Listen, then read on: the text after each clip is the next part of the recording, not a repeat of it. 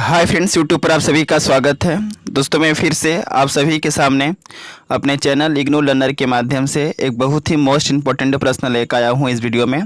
और ख़ासकर मैं इस वीडियो में आप सभी को बीपीएससी 132 से रिलेटेड एक ऐसे प्रश्न के बारे में आप सभी को बताएंगे जो कि एग्ज़ाम के लिए काफ़ी ज़्यादा इम्पोर्टेंट है, क्योंकि अब तक जितने भी प्रीवियस ईयर में इस सब्जेक्ट की परीक्षा हुई है उन सभी परीक्षाओं में जो है यह प्रश्न आ चुका है।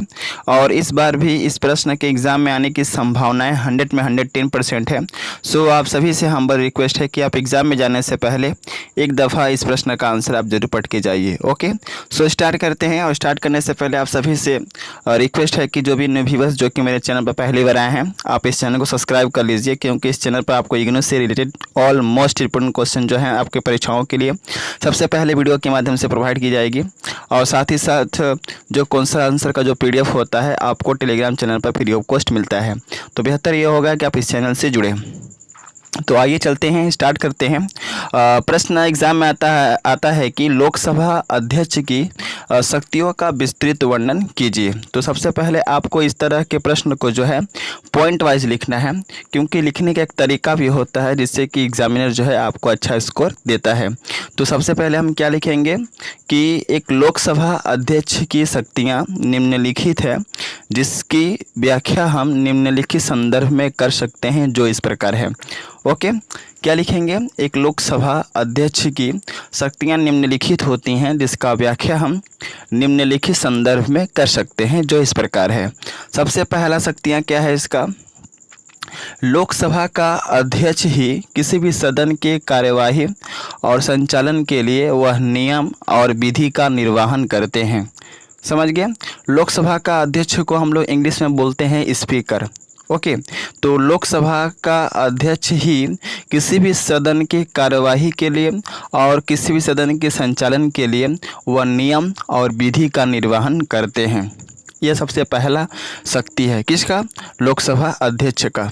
दूसरा है, लोकसभा अध्यक्ष के अनुमति के बिना कोई भी लोकसभा का सदस्य अपना विचार सदन में प्रकट नहीं कर सकता है।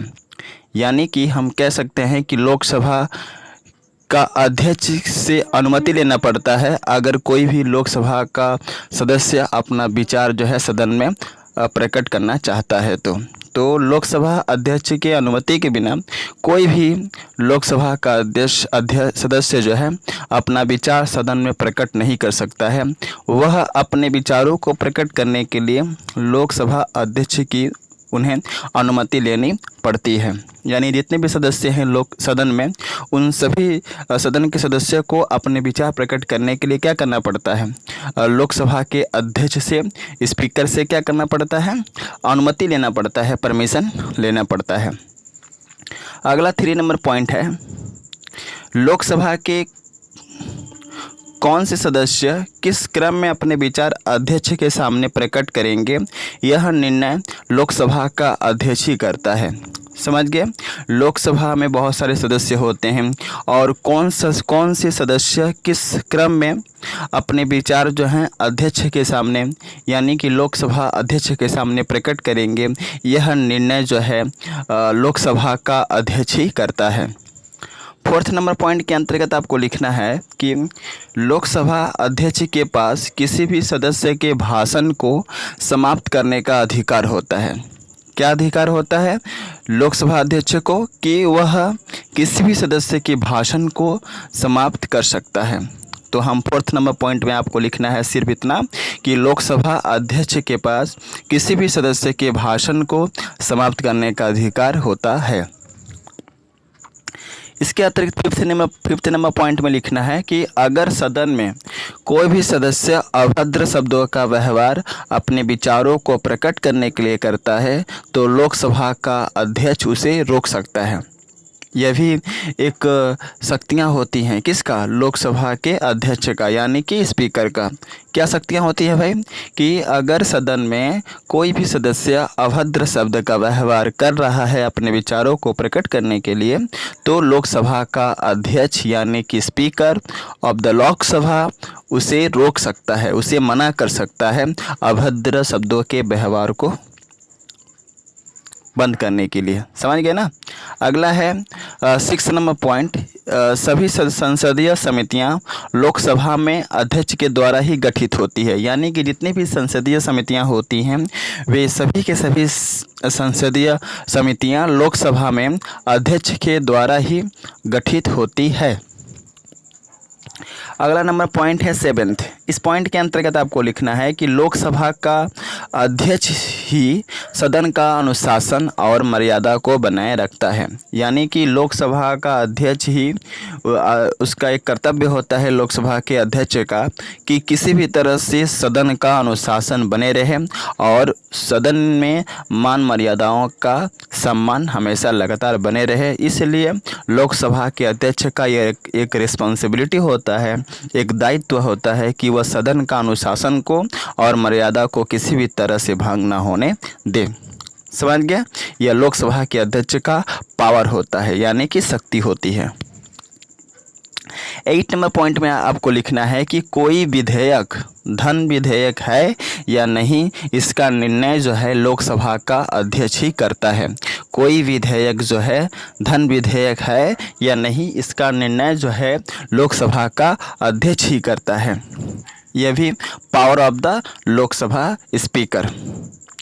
अगला नंबर 9th नंबर पॉइंट में आपको लिखना है कि संसद की बैठक में अगर कोई भी सदस्य सदन की अनुशासन और मर्यादा को भंग करने की कोशिश करता है तो लोकसभा का अध्यक्ष उसे निलंबित ही कर सकता है। यानी कि अगर संसद की बैठक में अगर कोई भी सदस्य सदन की अनुशासन को सदन की मर्यादा को भंग करने की कोशिश करता है तो ऐसे स्थिति में लोकसभा का अध्यक्ष का इतना पावर होता है कि वह उस लोकसभा के सदस्य को निलंबित कर सकता है। क्या कर सकता है? निलंबित। 10th नंबर पॉइंट में आपको लिखना है कि कोई भी बिल लोकसभा के अध्यक्ष के स्वीकृति के बिना लोकसभा में प्रस्तुत नहीं किया जा सकता है। यह भी बहुत ही बड़ी पावर होती है लोकसभा के अध्यक्ष का कि अगर कोई भी बिल जो है लोकसभा के अध्यक्ष की स्वीकृति के बिना, जब तक लोकसभा का अध्यक्ष उसे स्वीकार नहीं करता है, उसकी स्वीकृति के बिना जो है लोकसभा में उसे प्रस्तुत नहीं किया जा सकता है। 11th नंबर पॉइंट में आपको लिखना है कि लोकसभा का अध्यक्ष सदन के सदस्यों के विशेषाधिकार और अधिकारों का ख्याल रखता है। यानी कि लोकसभा के अध्यक्ष का यह भी एक रिस्पॉन्सिबिलिटी होता है, दायित्व होता है कि वह सदन के सदस्यों के जो विशेष अधिकार है उसका ख्याल रखे। तो यह रहा और किसी भी लोकसभा के अध्यक्ष का शक्तियाँ, जो कि बार बार परीक्षाओं में जो है पूछा जाता है। और यह एक ऐसा प्रश्न है जो लगभग अब तक जितने भी प्रीवियस ईयर में परीक्षा हुई है इस सब्जेक्ट की, उन सभी परीक्षाओं में जो है यह प्रश्न आ चुका है। और मैं एक चीज़ इस वीडियो के माध्यम से आपको कह दूं कि अगर आपको इसका PDF चाहिए तो आप टेलीग्राम चैनल से जुड़ सकते हैं।